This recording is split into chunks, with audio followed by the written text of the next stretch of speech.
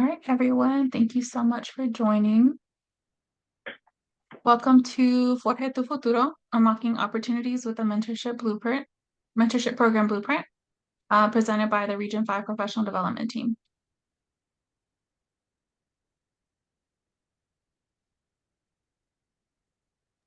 So Daniel will go over our agenda. Hi guys. So here in this presentation, we'll be going over a variety of topics, such as the benefits of mentorship. We'll go through the mentorship survey response review. The be- we'll also talk about the best practices for mentorship relationships, best practices for mentorship programs. We'll also talk about the mentorship workshop, and at the end, we'll have a mentorship story time. So thank you, Daniel. So my name is Selena Torres. I'm the Professional Development Director, and I work as a Program Director at Vaccine Care. Hi, everyone. I'm William Pratt. I work at USA as a data engineer. I've been a membership for 3.5 years. Yeah. My name is Daniel Valle, and I am a third-year petroleum engineering student at OU. And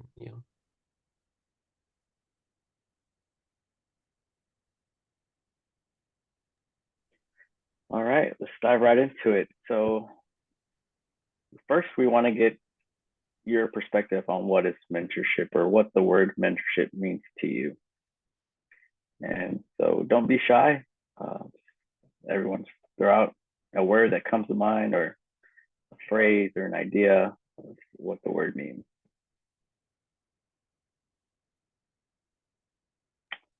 Brandon, do you have any thoughts?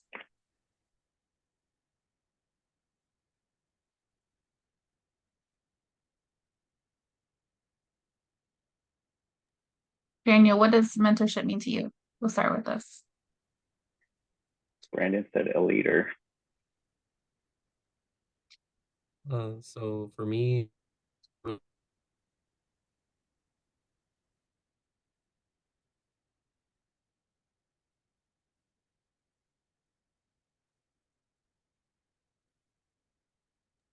Yep, sorry, go ahead, Daniel. what's wrong? Oh, sorry, what did you say? I missed that.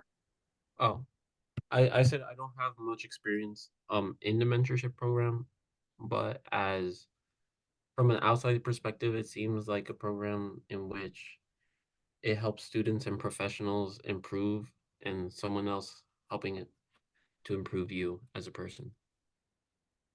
Exactly. Yeah, that pretty much hit the nail on the head.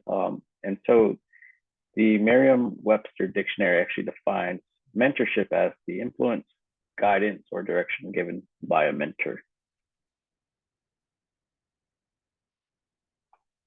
And so why is mentorship important? To really highlight its importance, we pulled together some interesting metrics that we found very insightful. So first, we found that 76% of people think mentors are important, but only 30% of people actually have one. Next, 97% of individuals with a mentor say they find the experience to be a valuable one, and mentees were promoted 5 times more often than those not in the program. Mentoring programs also dramatically improve promotion and retention rates for minorities and women, 15% to 38% as compared to non-mentored employees. And lastly, 97% of mentors say participation helps them develop leadership skills, and mentors were promoted 6 times more often.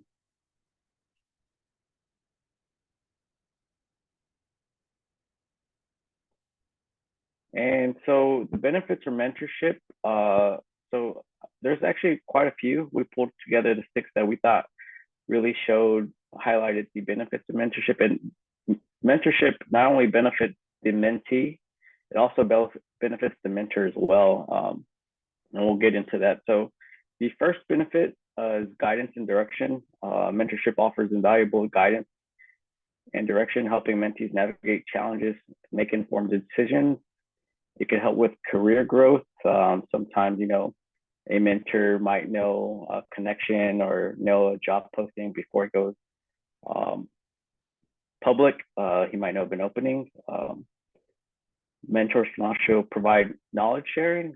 They have a lot of experience in a certain field, or they've gone through certain situations, and so they can offer valuable knowledge and their experiences when their mentees going through something similar. They can provide feedback and improvement. Network opportunities, as I said, this one kind of relates to the career growth. They can make introductions. They can, maybe share a LinkedIn post of yours, letting people know you're open to work and open for job opportunities. And the last one, this is the leadership development. This is more for the mentor. It gives them the ability, to practice their coaching skills, their development with their mentee.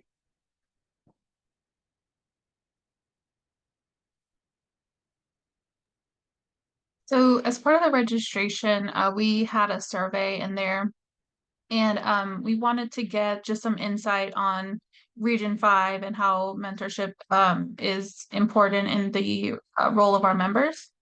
So many people join for different reasons, whether they want to grow their career, they want to network, or all the other benefits that William highlighted.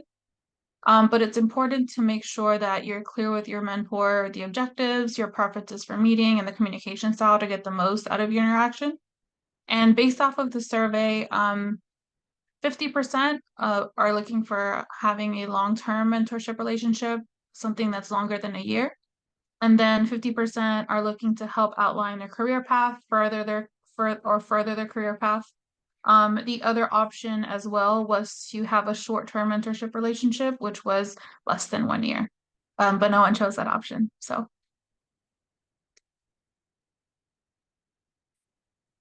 what we're going to be doing is giving some best practices on mentorship, whether you're the mentee or the mentor, or it's an individual one-off mentorship relationship, or if it's part of a formal program. We put together some best practices so you can be the best mentee and best mentor. And then also, if you're looking to create or improve your current mentorship program at your chapter, we have those as well. And we put in a quote from Peter Drucker: "Just as no one learns as much about a subject as the person who is forced to teach it, no one develops as much as the person who is trying to help others to develop themselves." So pretty much what William was saying in the beginning is that the mentor also gets professional growth through mentoring someone else. So when you become a mentee, it's always good to also become a mentor, because there's always someone behind you, whether it's a high school student, a college student, or a younger professional. It's always good to share your knowledge and your experiences to help them through theirs.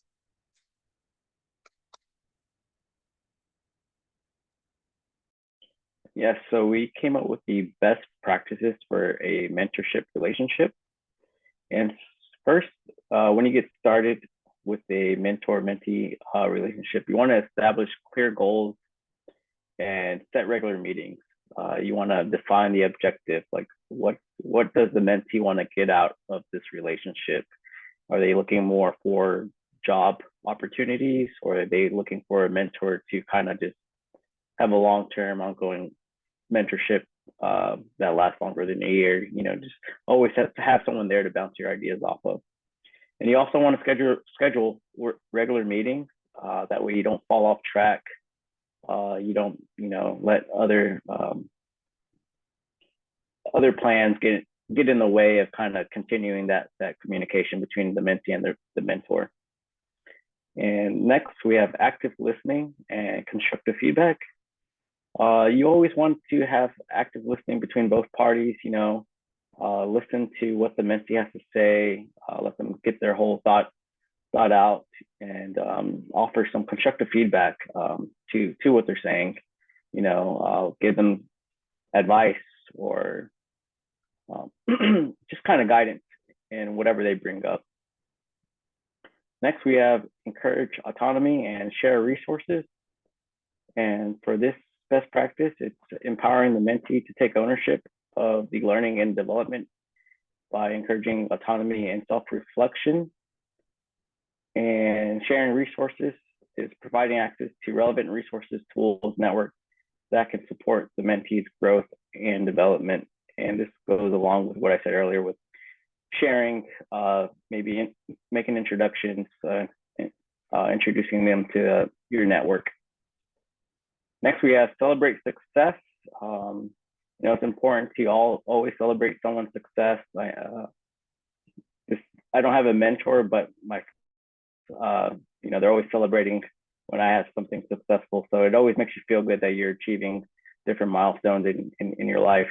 So it's also important as a mentor-mentee relationship to, acknowledge those milestones. And lastly, we have evaluate and adjust. And, sometimes we can't always meet weekly or bi-weekly, life happens. So just always evaluate and adjust of when you need to meet with your mentee.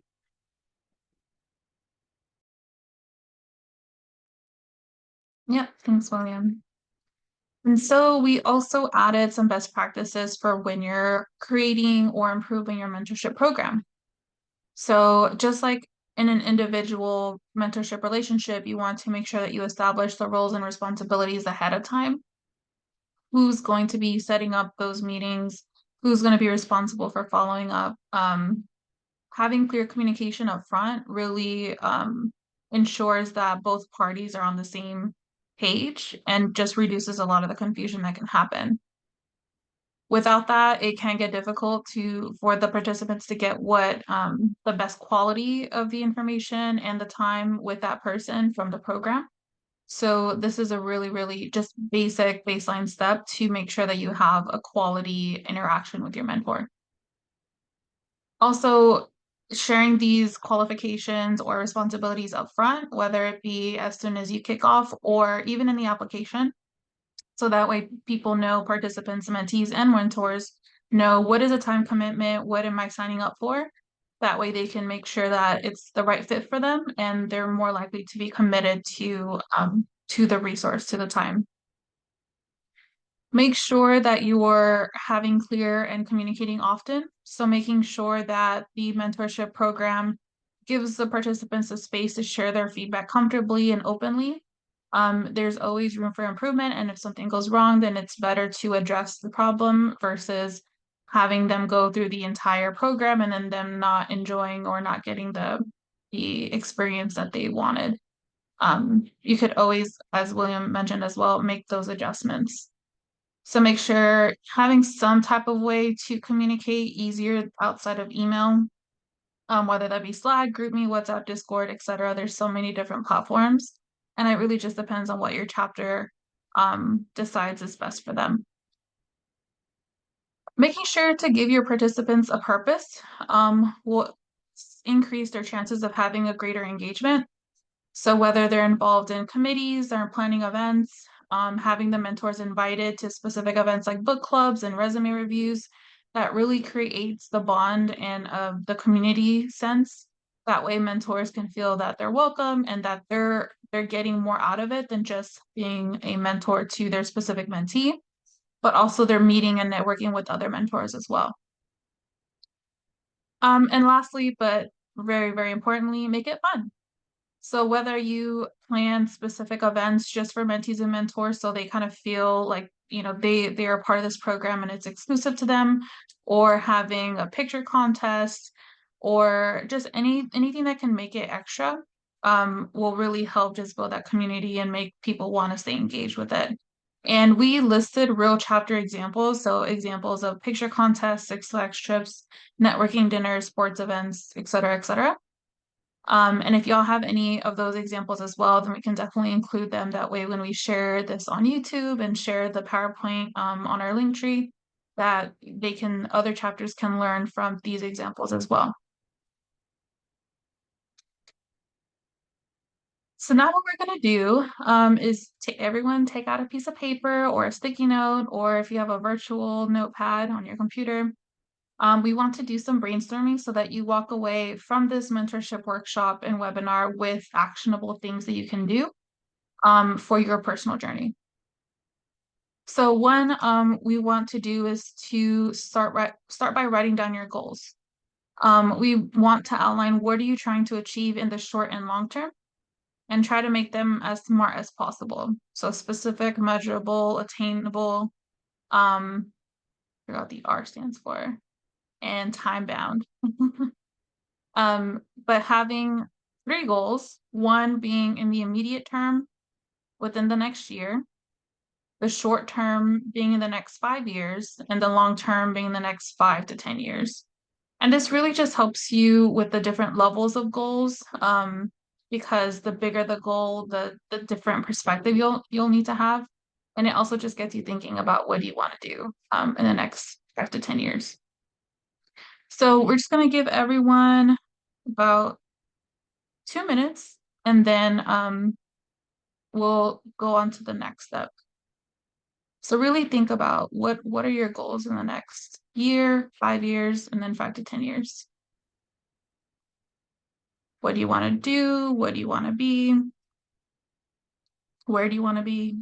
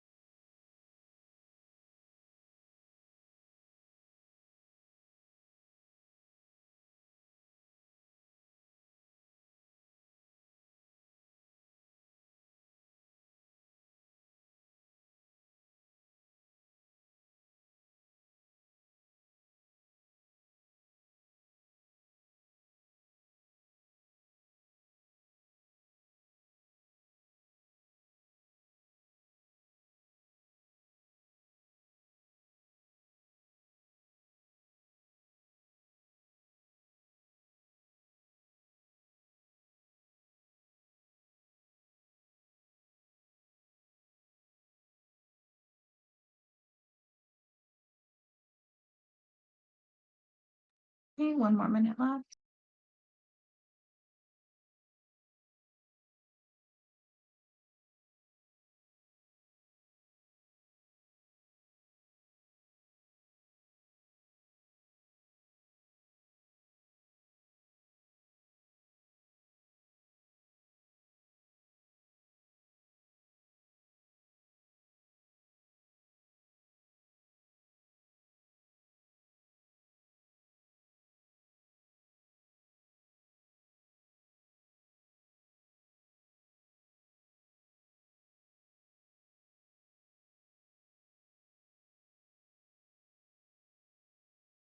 Okay, so the next step is going to be outline your network. So list someone in your network that you know that can assist you or guide you on each one of your goals. If you can't think of someone in your immediate network that can help, write down someone in your network who may know someone who can assist. So utilize your initial network, but then also the other layer of who does your network know. And I'll give you all another 2 minutes for that.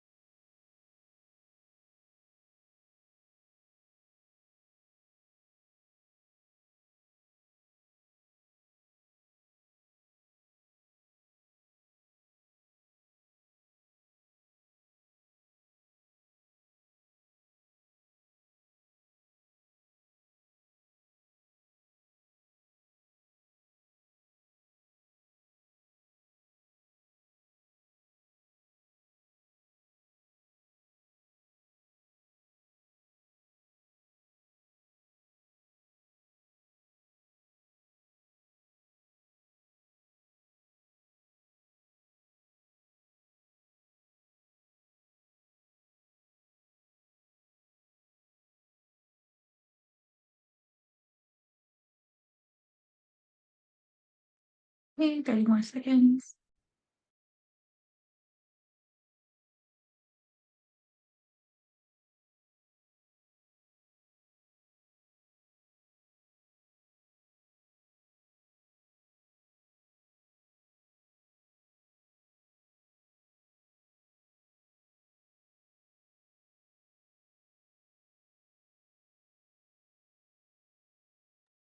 Okay, and then lastly, create a plan for everyone that you list related to your goals. List out how you will reach out to them, ensure you know and outline the requests, and then give yourself a due date to complete the outreach. I think focusing on the immediate term is the most important, but also with the short term, if you don't know someone in your network, it would be good to create a plan on how do you meet someone in your network and how do you start building that relationship so that you can get to where you need to be in the next 5 years. So I'll give another 2 minutes for that.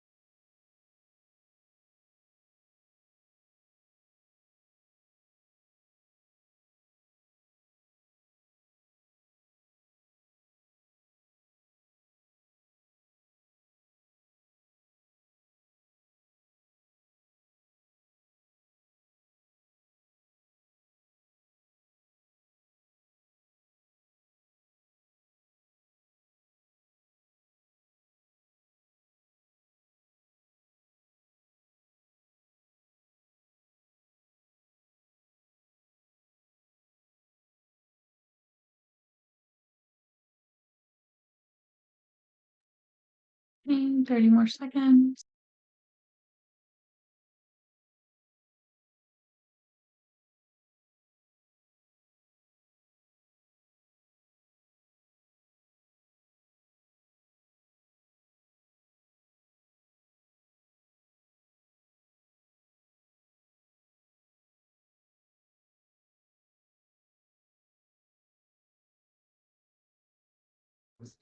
Okay. Does anyone want to volunteer and share one of their goals, who they're planning on reaching out to, and by when? Yeah, I'll go. So my short-term goal within the next 5 years is to complete my master's degree. And so I plan to do that by taking 2 courses a semester and stay on track to graduate by January of 2026. And so my network, I would reach out to specifically Selena, just because she knows how to, or she's been through it with having a baby and going through a master's program. So I'm sure you can share a lot of experiences and how you were able to manage that. Yeah, I got you. Anybody else? So for me, I don't have any super term goals for like the next 5 to 10 years. But for now, I'd say my goal within the next year would be to become an exec member in my current SHEP chapter. And for that, I would contact the current SHEP president uh, for like tips on how to like get in and things like that. And for within the 5 years, I'd say, of course, graduate because I have like 1 or 2 more years left here. So I would contact my advisor because she so far has helped me a lot throughout my journey here in college. Yes, love that. Brandon, did you have anything to share?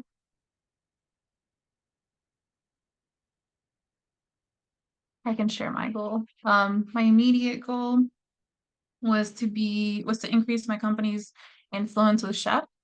So who I would reach out to is my boss and HR and share with them a proposal for Chef funding. So I really want to get them ingrained with SHEP. They sponsored the gala for the local chapter last year. So just try to increase that relationship. In the next 5 years, hopefully you'll be a senior director, and I'm thinking maybe hopefully in the next 3 years, maybe. Be a senior director, and then the next 10 years be a vice president.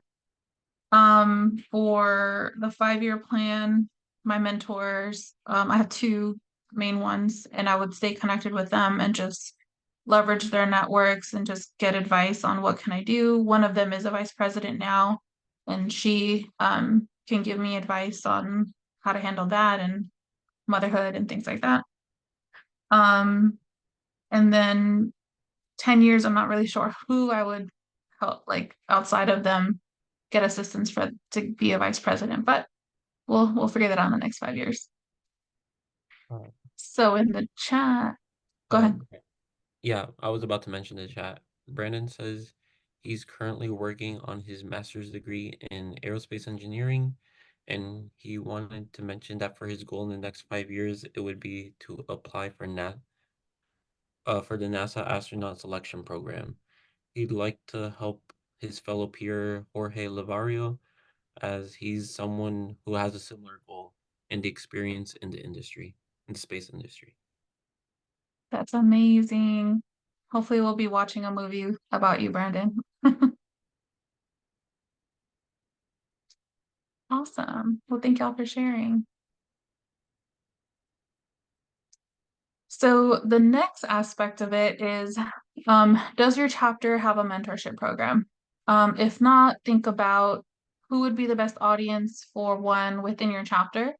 Who would you need to talk to in your chapter to get it started? And this question is because different chapters, professional, collegiate, even within collegiate and within professional, they have different hierarchies in terms of their boards and committees and chairs and things like that. It's kind of up to the chapter.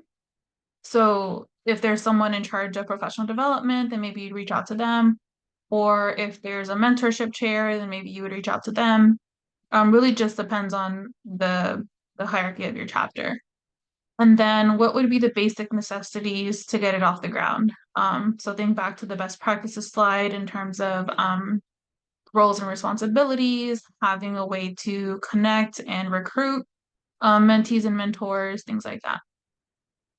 If one exists in your chapter, how could you make it better? Always room for improvement. I'm a process engineer by trade, so there's always little ways that you can improve. And then what opportunity is there to increase the size or scope?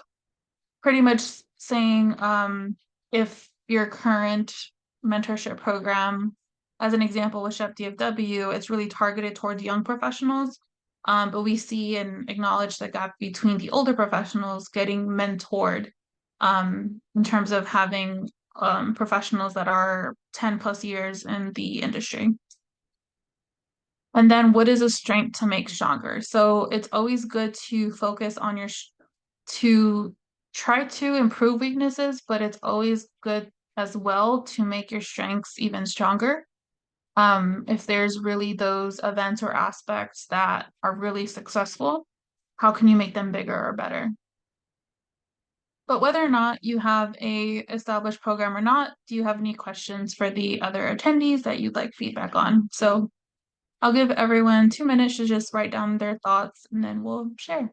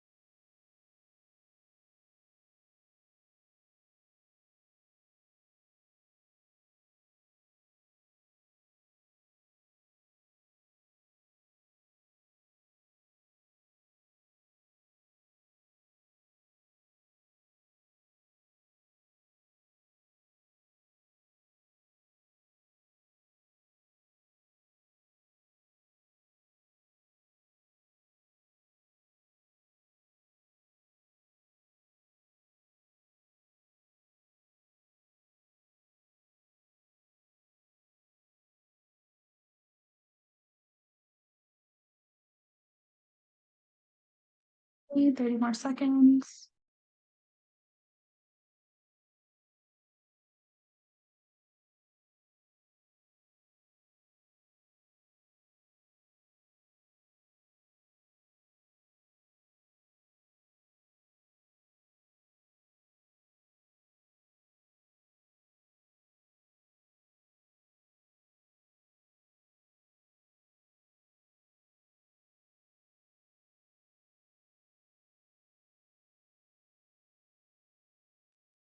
All right, so anyone want to share what they wrote down?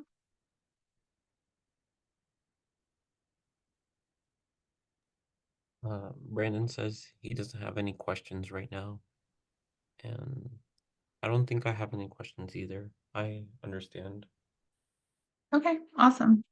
I wrote for the SHPE chapter, executive leadership aspect of things. I think getting more people into management and how do we increase people in the leadership roles, that would be good just to have more people to then look out to and have more mentorship. And then definitely a strength for that mentorship program is the committees that they have, and then having the mentees plans specific events. And it's been really, really successful in terms of getting them engaged within the chapter and making relationships with not only the BOD and members in the SHPE chapter, but also with each other. So that's definitely a strength I would share. All right. Does anyone have any mentorship experience, either being a mentee or a mentor?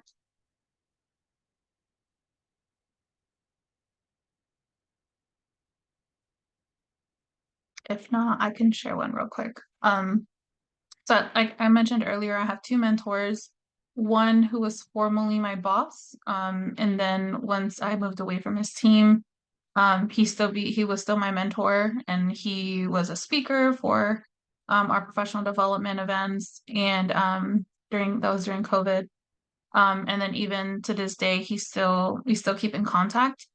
And he really gives me a lot of insight into, since he was above me in terms of a director role, he helped me just navigate things like what salary should I be asking for?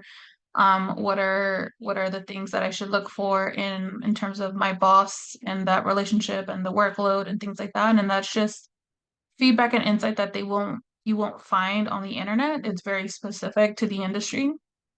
And is very specific to the people at the companies that we worked for. So that was a really, really helpful and valuable information. And then my other mentor was actually through a mentorship program through our Women's Opportunity Network, and she's currently the vice president. And has helped me make connections for 3 out of the previous roles that I've had. Obviously, I still had to interview and things like that, so I got the role on my own, but she just said, "Oh, you're looking for this person, this for this role. I know someone perfect for that." And that's how I got to 3 out of my previous jobs. So definitely all the things that we talked about is definitely real in terms of the networking opportunities, having someone boost your name, and having someone share you with their network. All of that is completely real. All right, well, that's all the programming that we have. Thank you so much for joining our professional development event. Here's our Linktree link. So please follow us on Instagram, LinkedIn, Facebook, and our YouTube. We'll be posting this webinar, so if you want to share with your chapter, then you can do that. And that's it. So thank y'all so much. Have a great rest of your night. Thank you guys. Have a good one. Thank you. Bye, everyone.